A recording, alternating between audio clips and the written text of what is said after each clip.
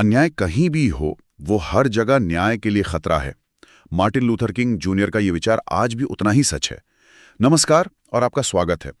आज 5 दिसंबर 2025 है और हम एक ऐसी अन्याय पर गहराई से बात करने जा रहे हैं जो 21वीं सदी के भारत में भी अपनी जड़ें जमाए हुए है। डायन प्रथा यानी विच हंटिंग का क्रूर चलन। हमारे हाथ में इंडियन एक्सप्रेस में प्रकाशित एक बहुत ही महत्वपूर्ण लेख है और आज हम इसी के जरिए इस जटिल मुद्दे की परतें खोलने की कोशिश करेंगे। और हाँ, जो श्रोता यूपीएससी की तैयारी कर रहे हैं उनके लिए ये चर्चा बहुत बहुत अहम होने वाली है। बिल्कुल। ये सामाजिक न्याय, महिला मुद्दे और आदिवासी अधिकार जैसे विषयों को सीधे तौर पर छूती है, जो आपके जीएस पेपर 1 और 2 के लिए बेहद जरूरी हैं। तो हाल ही में झारखंड से एक 65 वर्षीय महिला की डायन बताकर पीट कर हत्या करने की खबर ने फिर से इस मुद्दे को सामने ला दिया है। और ये कोई अकेली घटना नहीं है। नहीं, बिल्कुल नहीं। एनसीआरबी की जो 2023 की रिपोर्ट है उसके आंकड़े तो और भी चौंकाने वाले हैं। हाँ। झारखंड में पिछले साल के मुकाबले ऐसे मामलों में 100% की बढ़ोतरी हुई है। 100%? 100%? मतलब एक साल में मामले सीधे दोगुने हो गए। ये आंकड़ा दिमाग में बैठ जाने वाला है। सवाल यह है कि 2025 में ऐसा क्यों हो रहा है? कानून होने के बावजूद ये प्रथा खत्म क्यों नहीं हो रही?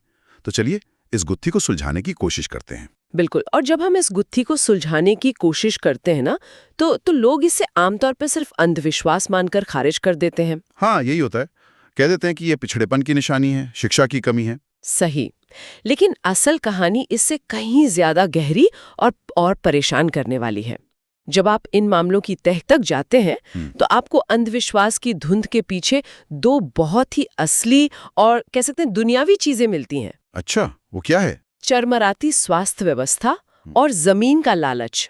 असल में यही इस प्रथा का असली इंजन है। एक मिनट, ये तो एक बहुत ही अलग नजरिया है। मतलब आप कह रही हैं कि अगर किसी गांव में एक अच्छा अस्पताल हो तो डायन की घटनाएं कम हो सकती हैं। हाँ, बिल्कुल। ये कनेक्शन मुझे पहली बार में साफ नहीं हुआ। क्या आप इसे और समझा सकती हैं? हाँ, ये कनेक्शन सीधा और बहुत मजबूत है।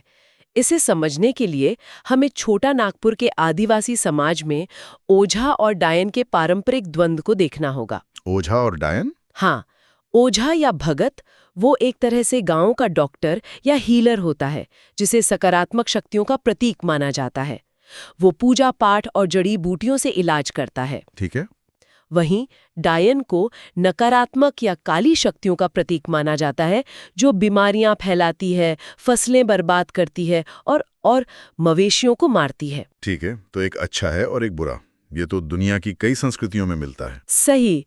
लेकिन यहाँ असली खेल तब शुरू होता है जब विज्ञान और स्वास्थ्य सेवाएं फेल हो जाती हैं। आप कल्पना कीजिए एक दूर दराज के गांव की, जहां कोई डॉक्टर नहीं है, कोई प्राइमरी हेल्थ सेंटर नहीं है। किसी घर में कोई बच्चा या बड़ा गंभीर रूप से बीमार हो जाता है। लोग पहले ओझा के पास ही जाएंगे? बिल्कुल, लोग पहले ओझा के पास जाते हैं। ओझा अपनी पूरी कोशिश करता है लेकिन बीमारी ठीक नहीं होती। अब गांव में डर और हताशा का माहौल है। उन्हें अपनी इस मुसीबत का कोई कारण चाहिए, कोई जवाब चाहिए। और जब कोई वैज्ञानिक या तार्किक जवाब नहीं मिलता तो वे एक इंसान को ही वजह बना देते हैं। एकदम सही। और यहीं पर आंकड़े कहानी को साफ करते हैं। 2021 में ओडिशा राज्य महिला आयोग और एक्शन एड एसोसिएशन का एक अध्ययन हुआ था। अच्छा।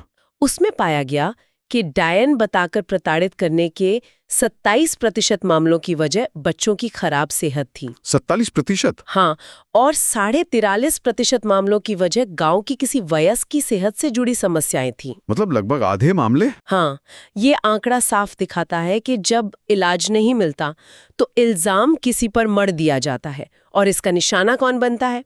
अक्सर कोई अकेली, विधवा, बुजुर्ग या ऐसी महिला जो समाज के बनाए नियमों पर सवाल उठाती है। वो सबसे आसान निशाना होती है। ये तो दिल दहला देने वाला है। मतलब सरकार की एक नाकामी, अच्छी स्वास्थ्य सेवा न दे पाना, वो सीधे तौर पर किसी महिला की जान ले सकता है। बिल्कुल। ये सिर्फ अंधविश्वास नहीं, ये एक व्यवस्था की विफलता का नतीजा है। इस प्रथा का इतिहास भी तो वो औपनिवेशिक कॉल से जुड़ा हुआ है ना? हाँ, बिल्कुल। लेख में कुछ ब्रिटिश अधिकारियों का भी जिक्र है। हाँ, और ये समझना बहुत जरूरी है कि इस सोच को मजबूती कहाँ से मिली। ब्रिटिश अधिकारी जब यहाँ आए तो उन्होंने इन प्रथाओं को अपने नजरिए से देखा और दर्ज किया। जैसे थॉमस विल्किंसन ने लिखा था कि कोल आदिवासियों में बीमारी की 3 वजह मानी जाती थी। 3 वजह? पहली, नाराज बोंगा यानी आदिवासी देवता। दूसरी, किसी पूर्वज की आत्मा। और तीसरी, जादू टोना। हाँ, पहली 2 वजहों का समाधान तो जानवरों की बलि देकर हो जाता था, लेकिन तीसरी वजह यानी जादू टोना का एक ही इलाज था, उन्मूलन या सफाया। उन्मूलन, ये शब्द ही अपने आप में कितना हिंसक है। बहुत। मतलब एक इंसान को समस्या की जड़ मानकर उसे ही खत्म कर दो। और जब विल्किंसन जैसे अधिकारी इसे उन्मूलन के नजरिए से देख रहे थे तो वो अनजाने में एक हिंसक समाधान को एक तरह की वैधता दे रहे थे। उन्होंने इसे एक स्थानीय अंधविश्वास के रूप में दर्ज किया, ये समझे बिना कि शायद उनकी अपनी सरकार की नीतियां जैसे भूमि बंदोबस्त और जंगलों पर नियंत्रण उन आर्थिक तनावों को और बढ़ा रही थीं जो ऐसी प्रथाओं को जन्म देते हैं। सही। इसी तरह E.G. मैन ने लिखा कि डायन के पास लोगों और मवेशियों को मारने की शक्ति होती है, तो जब हैजा या चेचक जैसी महामारी फैलती थी और ओझा उसका इलाज नहीं कर पाता था तो ठीकरा किसी बेबस महिला पर फोड़ दिया जाता था। बिल्कुल। तो औपनिवेशिक काल में इसे सिर्फ एक अजीब आदिवासी प्रथा के तौर पर देखा गया और उसकी सामाजिक आर्थिक वजहों को पूरी तरह नजरअंदाज कर दिया गया। हाँ। और शायद वही मानसिकता आज भी कहीं न कहीं चली आ रही है। लेकिन आपने शुरू में एक और वजह बताई थी जो स्वास्थ्य सेवाओं से भी ज्यादा भयावह लगती है, लालच, संपत्ति का लालच। हाँ, और असल में यही इस प्रथा का सबसे क्रूर और कैलकुलेटिव पहलू है। ये सिर्फ डर या अज्ञानता से पैदा नहीं होता, ये सोची समझी साजिश से भी पैदा होता है। साजिश? हाँ, कई आदिवासी समुदायों में प्रथागत कानून यानी कस्टमरी लॉज चलते हैं जिनके तहत महिलाओं को, खासकर विधवाओं को, जमीन में विरासत का अधिकार नहीं मिलता। तो ये काम कैसे करता है? मतलब क्या परिवार वाले एक दिन सुबह उठकर अचानक इल्जाम लगा देते हैं? इसकी प्रक्रिया क्या होती होगी? इसे एक उदाहरण से समझिए। मान लीजिए एक महिला है, उसके पति की मृत्यु हो जाती है और उसका कोई बेटा नहीं है। ठीक है। प्रथागत कानून के हिसाब से अब वो जमीन उसके पति के भाइयों या पुरुष रिश्तेदारों को मिलनी चाहिए, लेकिन वो महिला उस जमीन पर अपना हक जताती है क्योंकि वही उसकी आजीविका का एकमात्र साधन है। अब पुरुष रिश्तेदारों के लिए वो एक समस्या बन गई है। उसे सीधे तौर पर घर से निकालना मुश्किल है क्योंकि समाज सवाल उठाएगा। तो वे एक ज्यादा आसान और खतरनाक रास्ता अपनाते हैं। बिल्कुल, वे गांव में उसके खिलाफ कानाफूसी शुरू कर देते हैं। जब से इसका पति मरा है, गांव में सब अशुभ हो रहा है। अच्छा। उस दिन इसकी नजर मेरे मवेशी पर पड़ी थी, देखो आज वो बीमार हो गया। धीरे धीरे एक माहौल बनाया जाता है। फिर एक दिन ओझा को बुलाया जाता है जो अक्सर उन्हीं पुरुष रिश्तेदारों के प्रभाव में होता है, और वो उस महिला पर डायन होने का ठप्पा लगा देता है। और एक बार ये ठप्पा लग गया तो उसका सामाजिक बहिष्कार हो जाता है, उसे प्रताड़ित किया जाता है और अंत में उसे गांव से निकाल दिया जाता है या मार दिया जाता है। और जमीन? वो आसानी से पुरुष रिश्तेदारों के कब्जे में आ जाती है। ये तो बहुत ही चालाकी से बुना गया जाल लगता है।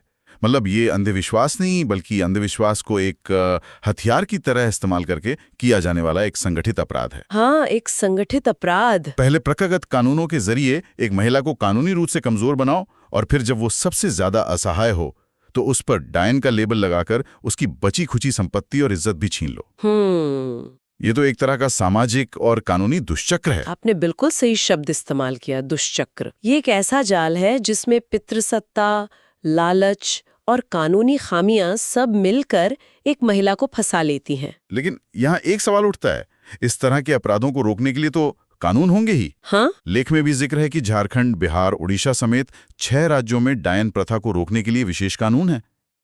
फिर ये कानून बेअसर क्यों साबित हो रहे हैं? ये एक बहुत ही जरूरी सवाल है। देखिए, समस्या इन कानूनों की बनावट में है। ये ज्यादातर कानून पनिटिव है, प्रिवेंटिव नहीं।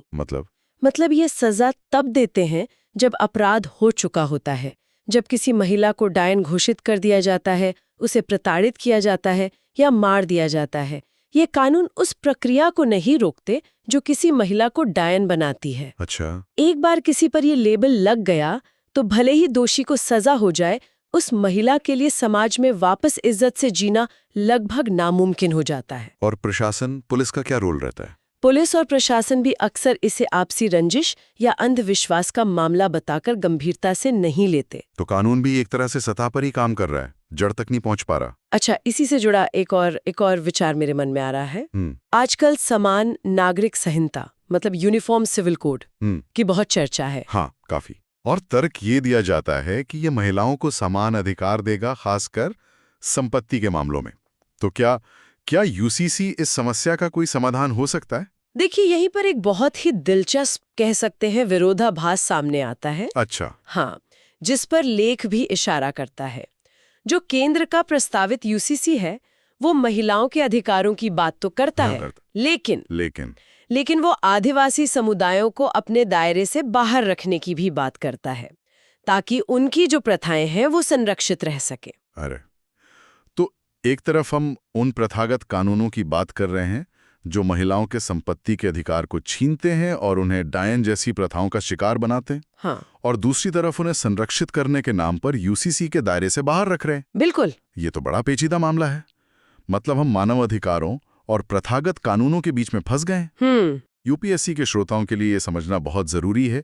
ये जीएस पेपर 2 में conflict between fundamental rights and customary practices का एक सटीक उदाहरण है। बिल्कुल, ये एक बहुत ही संवेदनशील संतुलन बनाने की बात है। हमें एक ऐसा रास्ता खोजना होगा जहां हम आदिवासी संस्कृति और उनकी स्वायत्तता का सम्मान भी करें, लेकिन साथ ही ये भी सुनिश्चित करें कि प्रथा के नाम पर किसी महिला के मानवाधिकारों का हनन न हो। ये बहस सिर्फ डायन प्रथा तक सीमित नहीं है, ये भारत में कानूनी सुधारों की एक बहुत बड़ी चुनौती है। तो इस पूरी चर्चा का सार क्या निकलता है? आज हमने समझा कि डायन प्रथा सिर्फ सुदूर गांव का कोई अंधविश्वास नहीं है। नहीं, यह एक जटिल सामाजिक आर्थिक समस्या है जिसके 3 मुख्य स्तंभ हैं।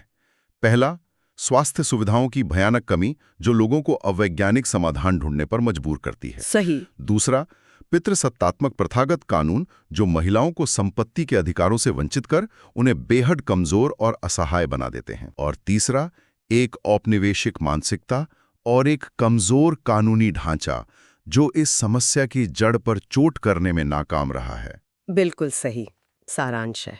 यूपीएससी की तैयारी कर रहे हमारे श्रोताओं के लिए ये एक परफेक्ट केस स्टडी है जो दिखाती है कि कैसे सामाजिक मुद्दे, कानूनी खामियां, शासन की विफलता और ऐतिहासिक संदर्भ एक दूसरे से गुंथे हुए हैं। हाँ, किसी भी एक को अलग करके नहीं देखा जा सकता। अगर आपको इस तरह के विषयों पर हमारी गहरी और निष्पक्ष चर्चा पसंद आती है तो हमें लाइक और सब्सक्राइब करना ना भूलें। और अगर इस बातचीत से जुड़ा कोई भी सवाल आपके मन में है तो नीचे कमेंट सेक्शन में जरूर लिखें। हम जवाब देने की पूरी कोशिश करेंगे। हाँ। और अंत में श्रोताओं के लिए सोचने के लिए एक सवाल छोड़कर जाती हूँ। जरूर। क्या सिर्फ बेहतर अस्पताल बना देने और कड़े कानून लागू कर देने से ये समस्या जड़ से खत्म हो जाएगी, या फिर असली लड़ाई उस गहरी सामाजिक और पितृसत्तात्मक सोच से है जो आज भी एक स्वतंत्र और अधिकार संपन्न महिला को एक खतरे या डायन के रूप में देखती है? बहुत महत्वपूर्ण सवाल है। और जब हम सार्वभौमिक मानवाधिकारों और आदिवासी प्रथाओं के बीच संतुलन बनाने की कोशिश करते हैं तो उस संतुलन का सही बिंदु क्या होना चाहिए जहां किसी के अधिकारों का हनन ना हो?